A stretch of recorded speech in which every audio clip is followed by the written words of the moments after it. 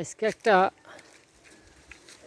এটা কি ধরনের ফুল বা ফল যাই বলেন এটা দেখাই। দেখেন কি সুন্দর, একদম পুরা গাছে এটা। আচ্ছা, আর একটু এই পাশে যাই দেখেন। দেখেন এটা আসলে কি, এটার মধ্যে এক ধরনের ফল হয়, দাঁড়ান আপনার করে দেখাই। এই যে এটাতে এক ধরনের ফল হয়, দেখছেন?